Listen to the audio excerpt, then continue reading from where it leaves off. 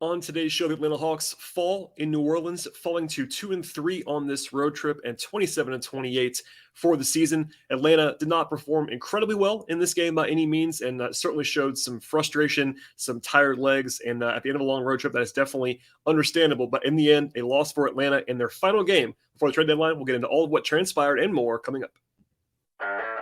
You are Locked On Hawks, your daily Atlanta Hawks podcast.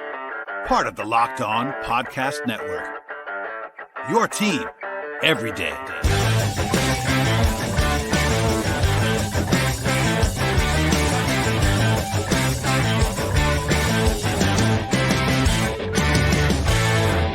Hello, friends. Welcome to episode 1407 of the Locked On Hawks podcast. I am your host, Rowland, coming to you on a Tuesday evening into Wednesday, and today's show is brought to you by LinkedIn. LinkedIn jobs let you find the most qualified candidates that you want to talk to and help you to do it faster. Post your job for free at linkedin.com/LockedOnNBA. I also want to tell you at the top of the podcast, as always, make Locked On Hawks your first listen each and every day. Check us out across podcast platforms, Apple Podcasts, Spotify, Stitcher, Overcast, etc. on the audio side. And we're also on YouTube if you enjoy watching the podcast on video. And today's show will focus on what became a 116-107 loss for the Hawks in New Orleans. They fall to 2-3 on this extended, lengthy, longest of the season road trip for Atlanta, going from the West Coast on back toward the East and stopping in New Orleans for this final stop. And with this loss as well, the Hawks are below 500 for the season again. And we'll get into all of what sort of the context is on this one. I do want to plug at the top of the show. I talked trade deadline for like 55 minutes on Monday evening with Andrew Kelly, Peachtree Hoops. That is still very relevant in this podcast feed. As I record this, deep into that on Tuesday and Wednesday, nothing really new on the trade front. So I'm going to direct you to that podcast, but I plan to have a little bit more on that, of course, in the coming days, but nothing transpired that's huge. So if you're holding your breath for trade deadline stuff, I'm going to be at least funneling you to that episode for now, and then we'll have more in the future on that as the deadline looms, by the way, which is definitely important here. Thursday afternoon, 3 p.m. Eastern time is the deadline. So we're like, 40-something hours away from that deadline right now. So we're getting very close. And the Hawks do play that night, but not until after the deadline is passed. So this is the final game before the deadline for the Hawks. And now they know what their record is and what their standing will be. It'll be somewhere in the 8-9 range in the standings when that arrives as well. And interesting stuff to get into there. Again, I've mentioned this before, but this is the finale of a long road trip. And I'll start here. This is a pretty normal loss, I will say. Now, I know for a fact, Hawks fans, some Hawks fans, we're not going to like that explanation. And, there is a little bit of context here. Of course, the Hawks could have played better in this game. There were some moments where they were not good. We'll talk about later on in the show. But it's a road game against a pretty good opponent. Not a great one without Zion for sure, but a pretty good team. After being away from home for a week and a half, basically, maybe even longer than that, and flying 6,000 miles, something like that, from coast to coast. Yes, they had 2 days off in between the games, but I think everybody will probably notice this. But if you're around the league long enough, you will hear that like that last game of the road trip is always tough, no matter where it is. And then, just tired legs and all that stuff being on the road for that long. Plus, Pelicans had a rest advantage in this game just because they have been at home for basically a week at this point. And if you watch the second half of this game, there were signs of a tired team. And I think Nate acknowledged that after the game. I think if you watched, they weren't leading on that as a major excuse, but certainly one team was probably fresher in this game, and it was not the Hawks, which is part of this. There were missed rotations in the second half. There were turnovers in the second half. There were a bunch of shots left short in the second half. So it's part of the context here. It doesn't make anybody feel better, I'm sure, but the context is important. From the performance of the game, was not great by any means. They didn't play a perfect game tonight, but there was not a total collapse. Like if the Hawks had lost this game by 28 points and were just dominated, I would have a different take on this. It would certainly be explainable on some level, but they were in this game all the way to the end. They even battled down the stretch. Like it was probably over with like 5 minutes to go, but then they got down to 6 in the final minute, and they were kind of right there, never like giving up, never letting go of the rope. And that's at least an encouraging sign if you are a Hawks fan at this point in time. And overall, yes, they go 2-3 on a road trip. And I know for a team that has very high expectations for this season when it comes to internal and external expectations, no one's going to be thrilled with that result. But I think, I know I said it before the trip even happened, that 2-3 would be a totally fine result on this road trip. 3-2 would be better. Obviously, 4-1 would be even better than that. But when you kind of put the games all into context here, they closed as an underdog in the betting market in all 5 games on the road trip. So if you just do the math on that, if you're the underdog in 5 straight games, 2-3 is a pretty good result when you're not quote unquote supposed to win any of them, especially when you factor in that Denver game that was a very large spread. They were 10-point underdogs in that game. That's a not a sure loss, but a likely loss to sort of fold in there. And also Trae Young missed 2 games on this trip. So all that said, 2-3 doesn't look so bad in the grand scheme of things. And now they don't have any more long road trips, at least not to the West Coast. They don't have any more like disaster situations on the schedule. And the deadline looms, and then the All-Star break after that to I'm sure, get some much needed rest for everybody on this roster, obviously. So again, if you polled people around the league or just polled projection systems or whatever and said, okay, what's the most likely projected record for the Hawks on this 5-game road trip? I think 2-3 would have been the final answer and the most likely answer. Again, this probably doesn't help anybody's feelings at this point in time, but broadly speaking, there were no embarrassing losses, there were no disasters, and they won a couple games. They could have won one more. I think the Portland game in particular, they let get away at different times. But that's my bit of context here, and I know some people are not going to like that, but I want to start with it because I have to be myself. This is me being me at the top of the show. Now, as for this game in particular and more broad takeaways on this game itself, it was a tale of 2 halves on offense for the Hawks in this game. They were very good on offense in the first half, which is surprising because in some ways they came out very flat. They didn't score really at all in the first 4 minutes, but the next 20 minutes or so were awesome on offense. They ended up with about a 130-ish offensive rating in the first half. That is excellent. They had a ton of assists. They avoided turnovers. They played with freedom, good ball movement in this game on the whole. And after halftime, though, things screeched to a halt. They scored less than a point per possession after halftime. They had 8 turnovers in the second half. That's a bad number. They shot 40% from the field after the second half. And even with some catch-up buckets at the end when they were definitely playing small and going kind of offense only, that boosted the numbers, and they were still pretty ugly in the second half. So the first, 20 minutes after halftime were pretty bad for the Hawks offensively, about as bad as they were going to be with their full complement of players. And part of that's just shooting noise, but they also just looked tired, especially the third quarter. We'll come back to that later on in the podcast, but the third quarter was really, really ugly, with the exception of Bogdanovich, which is actually kind of funny because Bogey's usually the guy that has the most leg issues and it's probably going to be he's high on the list of guys who are older and all that stuff, but he actually had the most juice of anybody in that third quarter, but nobody else played well in that stretch. They didn't shoot great overall. They ended up with a 112 offensive rating. That's actually totally fine. It's an average number for this Hawks team. But they had to get more than that to get this road win in New Orleans, of course. 33% from 3 in the game is not going to be enough to get you over the top most of the time. They were close to even in the possession battle of this game, but New Orleans shot it better than they did and won the turnover margin. And I've said this many times on the podcast, but the Hawks are a team that kind of needs to win the ball security battle because Atlanta leans on that, and they operate through that, and they were not a disaster in turning the ball over in this game for most of it, but they still needed to win that margin in this game. Trae did tie season high in assists. He was very good as a passer in this game. The Hawks had 30 assists. That's a lot of assists in a game that you lose in particular, but they didn't shoot it well. Actually, and when you put those things together, you don't usually see 30 assist games when you don't shoot the ball well, but it wasn't quite enough on the offensive end of the floor, mostly because the second half was pretty dire on offense. And then defensively, it just wasn't very good in this game. And I think that's explainable by what I said before. Last game of a road trip, this is a defensive team that's not fantastic anyway. Ironically, it was actually better in the second half, which is not what you would think. I think that's mostly New Orleans just missing shots after halftime. But giving up a 121 defensive rating to the Zionless Pelicans is not what you want, for sure. Even on the road, context aside. Brandon Ingram had a great first half and was very good in this game. He got the better DeAndre Hunter. We'll come back to that later on, but Hunter had his worst game in a long time in this spot. Also, the Pelicans got to the line at least reasonably. 56 points in the paint is a lot, and then 17 fast break points. So the Hawks had some transition issues. Again, tired legs lead to bad transition defense, kind of as a frequency kind of thing there. And then 28 assists and 10 turnovers for the Pelicans in this game. The Hawks got a little bit flunked by officiating as well. That probably didn't help matters. There was some frustration visibly. Trae had a technical foul early in this game. There was some chirping going on. I think rightly so at times. Officiating was not fantastic, I didn't think, in this game. But overall, just not quite good enough. And again, there's some credit to be handed out by them not giving sort of letting go of the rope in the second half.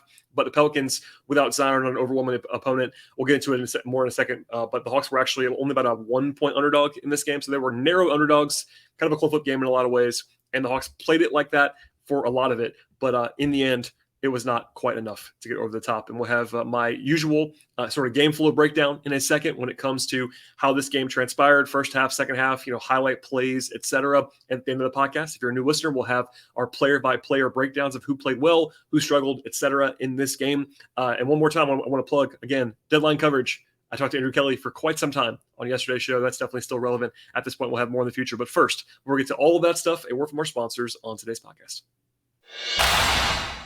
Today's show is brought to you by LinkedIn Jobs, and at LinkedIn Jobs, you can have the success that you need in 2023, and it really all depends on the team members that you surround yourself with, and that's a huge part of why you need LinkedIn Jobs in your life. With LinkedIn Jobs, you can hire qualified candidates more efficiently by matching open roles with people that have the skills, values, and experiences to help you achieve those goals. I've used them quite a few times in the past to hire. It's proven to be an awesome resource for me that makes the entire hiring process easy and painless, and they help you attract the most qualified candidates possible to your open job with targeting tools, and they make it easily screen applicants based on your job qualifications all in one platform. They go beyond the resume data at LinkedIn Jobs by using insights from your job post, your company, and their millions of member profiles. Put the post in front of as many people as possible that are qualified for you while doing it quickly and doing it for free. Having people that you need and that you trust around you is huge in meeting your goals this year. So LinkedIn Jobs is the place to check out. And small businesses rate LinkedIn Jobs #1 in delivering quality hires against leading competitors. LinkedIn Jobs lets you find the most qualified candidates that you want to talk to, and they help you to do it faster. Post your job for free at LinkedIn.com/LockedOnNBA. One more time, that is LinkedIn.com/LockedOnNBA. Terms and conditions apply. All right, and we'll get into how the game flowed in this spot. New Orleans without Zion is a complicated team. They actually had a long losing streak in recent days. Most of that was without Zion and Ingram, which just makes them a different team. With Ingram back, they have been better. They were without Dyson Daniels in this game as well, in addition to Zion. And the Hawks had a clean injury report. I will say DeJounte Murray ended up playing, decently well at times in this game, but he actually was questionable with a migraine. And as someone who gets migraines, I can tell you the last thing in the world that I would want to do with a migraine is go into a very bright, very loud basketball arena and play. So I'm sure it was not the easiest day for DeJounte Murray overall. I saw some reactions like people kind of rolling their eyes about that. If you're not a migraine person, I'll just tell you, it's not a lot of fun. If you had them, it's kind of just difficult to explain unless you've had them before, but I think it was impressive that DeJounte even got out there and played. Anyway, it's basically the same point spread in 3 of the 5 road games. The Portland game was kind of the same way until Trae was out, but the Phoenix game was the same thing. The Hawks have been like very narrow underdogs in 3 of the 5 games, kind of interestingly. But at the outset, and this is where, kind of if you want to circle a stretch, one of the key stretches of the game was actually the first 4 minutes where the Hawks were down 12-2. It was very, very sluggish out of the gate. And I had some worry bars going on about like maybe the Hawks are going to like really not show up in this game because they were pretty rough at the outset. They missed their first 6 shots.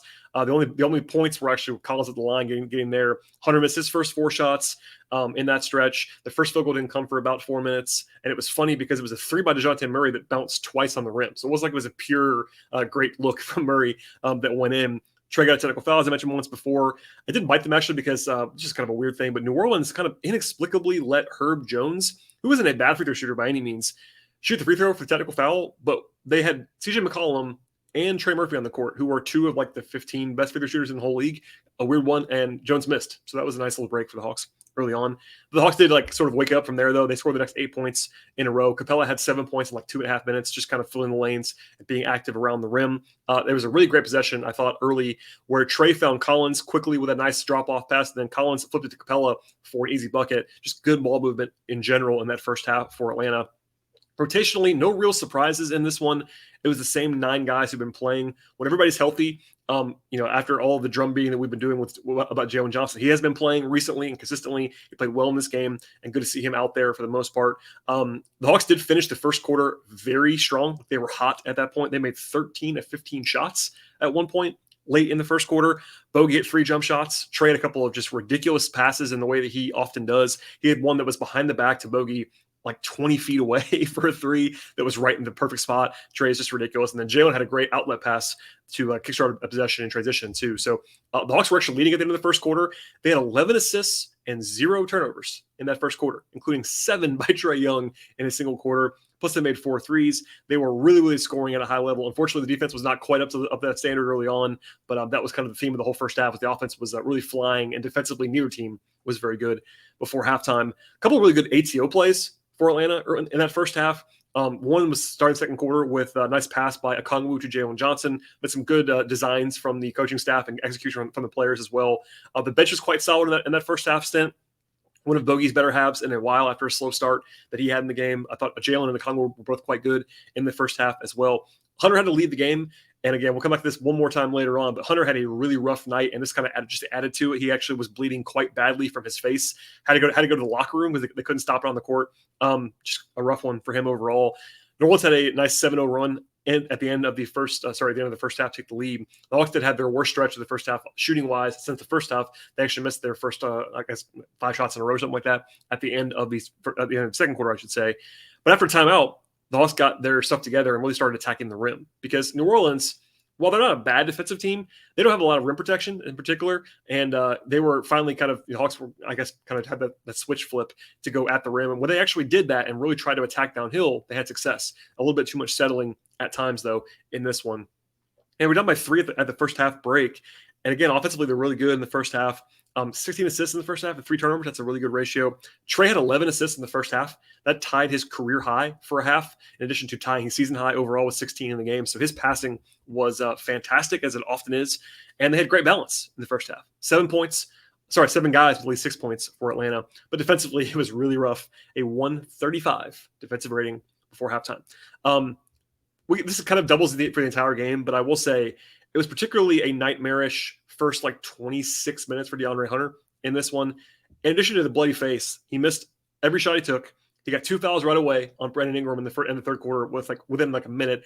I'm not sure either of them were actually a foul, but he got called for both of them. He was frustrated visibly. Ingram had it going, and you could definitely just sense the kind of boiling over by everybody involved there. And Hunter had one to sort of forget in this game.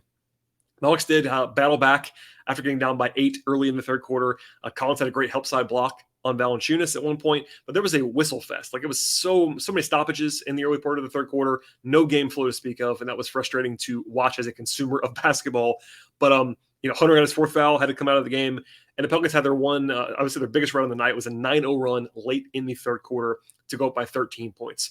And from that point forward, the Hawks weren't dead by any means, but they were never really in position after that. They were down by 4 then. They got it to 6 in the final minute, but it was they were down by 10-ish or more, or at least 8-ish or more for the rest of the game, basically, after that one big stretch there. The Hawks were scoreless for 3 minutes or so. They had 3 turnovers in a short period of time. Trae had been brilliant until then, but had 2 turnovers basically in a row during that run that led to points. And then also they had a weird sub pattern with Trae. Usually Trae will either come out in the middle of the quarter in the first or third for a brief time, then come back in, or he'll play the entire quarter. This time, he came out with 2 minutes to go in the third. I think it's probably because he started playing poorly in that last minute or two, but it was kind of just a notable, I'm not sure what to take from that, but just kind of a notable change in the rotation, we'll say. But in general, I talked about this earlier, but the second half offense was terrible, and that was really the case in the third quarter. The Hawks had a 33% shooting clip in the third and 6 turnovers, including 5 from Trae and DeJounte combined. That's when they got off the rails. And honestly, you could certainly argue that was maybe the biggest turning point of the game, was the offense just kind of sputtering out in that third quarter. In the fourth, Bogey was really the reason the Hawks were able to stay in touch. He's obviously not been brilliant this year on the whole, but he was good in this game. And in particular, he was the only guy that had anything for the first quarter and a half of the second half. He had 2 huge threes early in the fourth to stay in touch. In fact, he had the first 9 points in the first 4.5 minutes of the fourth quarter for the Hawks. Nobody else scored until the 8-minute mark, or even after that, of the fourth quarter. And the Hawks were honestly fortunate to be within 8 or 9 points early in the fourth, because New Orleans finally sort of sputtered a little bit. Kongo finally scored on a nice second chance bucket. But if there's one moment of the game that I would maybe circle as the singular sequence that changed the entire game, it might be the CJ McCollum double pump 3 with 6 minutes to go. The Hawks were already down 10, so they were already in a tough position. But McCollum, if you missed this play, basically hit an impossible, literally full double pump 3 at the buzzer of a shot clock to go up by 13. And then Hunter, again, a rough night for Hunter, fumbled away that what probably would have been a pretty easy layup. And then that led to the Pelicans hitting another 3. So it was essentially like an 8-point swing. It was 3, fumble away, and 3. And that put the Hawks down by 16. And I circled that as kind of the dagger sequence. Again, the Hawks were not totally dead. They came back to get within 6 later on, but that was really when the game, at least in my mind, kind of ended. The Hawks were at least trying to play smaller and go quickly after that. They played Collins at center, as the way that Nate often does when they're down big. At times, they got within 9 with 2 minutes to go. Trae hit a deep 3 to get to 6 with 37 seconds to go, but the Hawks had to foul, and then New Orleans executed pretty well from there, and it was pretty much academic, I should say, down the stretch. So obviously, a lot in there, But really, the big thing was the Hawks just couldn't score in the second half. And then, a little bit of variance that went New Orleans' way at home. That McCollum 3 followed by the fumble away by Hunter. Like, it's never one sequence, but if there was one to circle that was kind of just like a shrug, it was that. Like, that 8-point swing was really big in the game. And again, the Hawks were valiant down the stretch. Trae made some plays. Collins made some plays. They were active down the stretch for sure, playing small and trying to like jumpstart things and try to just increase variance when you kind of have to, but it wasn't quite enough because the Pelicans just didn't like have a disaster like the basically when the Hawks have had blown leads at times. You've probably seen this even when Hawks were coming back in the playoffs a couple years ago, seemingly every game against Philadelphia. It takes one team collapsing in addition to the other team making big plays to come back from a huge deficit in the fourth quarter. In this game, the Hawks made enough plays. New Orleans just didn't make the mistakes, and that's why the Hawks were not able to go over the top at the end. All right, we'll get into the players in a second from this loss for Atlanta, but first, our final break to hear from our sponsors on today's podcast. Today's show is brought to you by FanDuel, and this year the only app that you need in the Super Bowl party is FanDuel, America's #1 sportsbook. We are very excited about FanDuel as a new sports betting partner for the Locked On Podcast Network. If you're new to the party with FanDuel as well, that is even better. They have a ton of great features that makes sports betting both fun and easy for you, and they have everything that you could possibly be looking for with the Super Bowl coming up this week, including a no-sweat first bet. If you download FanDuel now, get up to $3,000 back in bonus bets if your first bet doesn't win on FanDuel, and they have all kinds of bet options at FanDuel. That includes money lines and point spreads and totals, a ton of player props for the big game as well. And really, it's going to be an awesome Super Bowl, I think, with the Eagles and Chiefs entering as #1 seeds, tons of star power on both sides, and a closely projected spread in this game. The FanDuel Sportsbook app is safe, secure, easy to use, and best of all, you get your winnings paid out instantly at FanDuel. Join FanDuel today at FanDuel.com/lockedon to claim your no-sweat first bet on the Super Bowl. That is FanDuel.com/lockedon. Make every moment more with FanDuel, official sportsbook partner of the NFL. Okay, and we'll dive in now to the players that appeared for Atlanta. Only 9 guys played in this one, and the bench was strong for the Hawks. It's been a positive when they've had all their guys. Again, that's crucial when they had everybody available and they can actually play these capable bench units and not have to go deep into their bench. It's been pretty effective. AJ Griffin probably had the worst game of anybody on the bench. He wasn't bad, but it wasn't a good AJ game. He did have 5 big points at the end of the third quarter that were kind of important, I thought, but that was kind of all he did in this game. He had a block shot as well. It was actually a nice one-on-one defensive play from AJ, but defensively, not great. Only 5 points on 5 shots. It was not his best work by any means. He was not like a disaster either, but AJ will have better nights. The rest of the bench, though, was pretty good, honestly. Okongwu, 8 points, 5 rebounds, 3 blocks in 20 minutes. They have 3 fouls in typical Okongwu fashion, but had 2 assists, a couple good looks there, 3 or 4 from the floor. I thought he has been really good. Really, the whole road trip, he was very good. It's really good to see him coming on because early in the year, I know Hawks fans probably noticed this. We talked about it some on the show. He was not playing up to what I thought he was going to be able to do this year. And I think we've seen the guy that I thought he was going to be for like the last, month or so, especially on this road trip. He was very good. That's a positive sign no matter what happens in the future. Jalen Johnson had a great first half. He wasn't great in the second half, but certainly had a lot of good moments. 6 points, 6 rebounds, had an assist. The ball handling is really impressive. I got a sort of a joke tweet. Somebody said to me that it seemed like Nick McMillan had listened to the podcast when Tower Jones and I were talking about Jalen pushing the ball. I talked about him a little bit with Andrew yesterday as well. Jalen's had the ball in his hands more recently, which is good. I think that's one way to use him in particular right now is that he isn't the most dynamic off-ball threat at the moment. His shooting from the corners is not great. He's been making more threes, but he doesn't really get guarded just yet. But as a playmaker, as a transition guy in particular, that's something I've always said about Jalen. He's a fantastic weapon in the open floor, but he's been really playing well recently. He was +9 in this game, 15 minutes, played well. And then Bogey had his best game in a while, 22 points, 2 assists, 3 rebounds, had a steal. He was really efficient too. He was 2 of 4 on 2s and then 5 of 9 on 3s. Without him, the Hawks, I believe, were 7 of 27 on non-bogey 3s in this game. So he's really the only guy that was kind of carrying the 3-point load in this one. And he was impressive. The Hawks might have lost this game by 20 if he hadn't had that stretch in the early fourth quarter because he was the only one making anything and doing anything offensively. And good to see him playing well in advance of the deadline. And we talked about him a lot on yesterday's show, as you might imagine before, as he is a player that is certainly available in trades.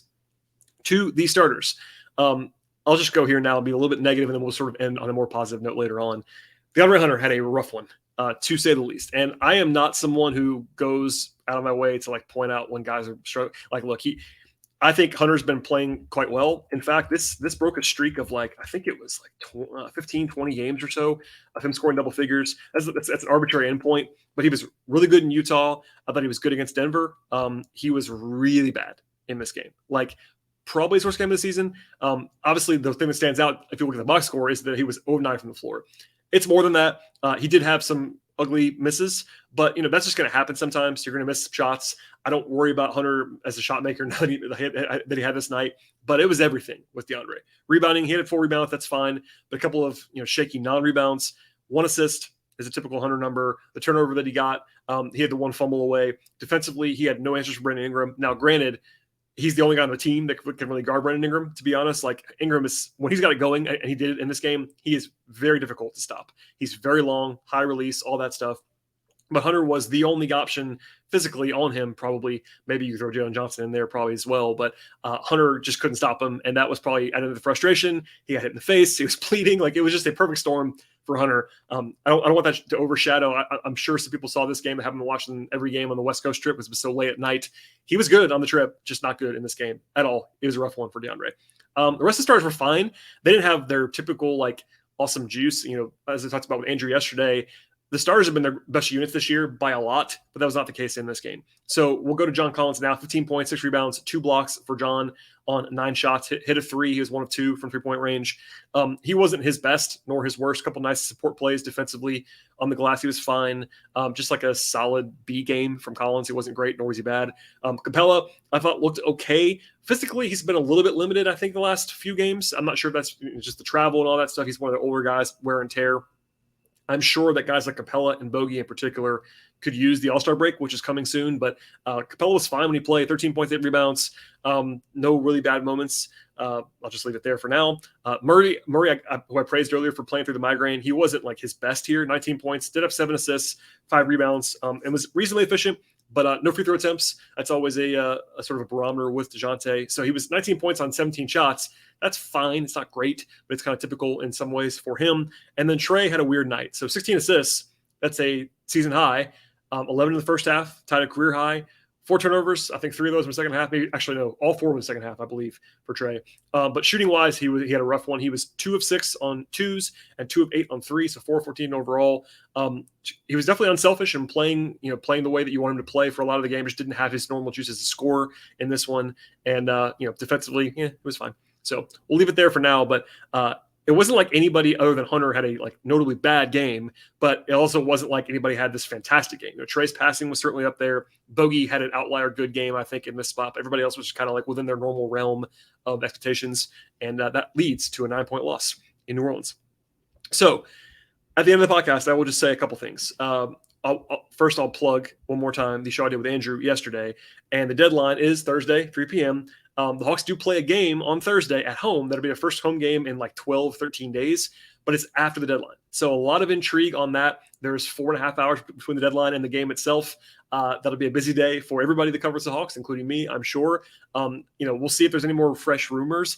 If there's anything to report on Wednesday on the rumor mill side, I'll be back with a podcast, even if it's a short one.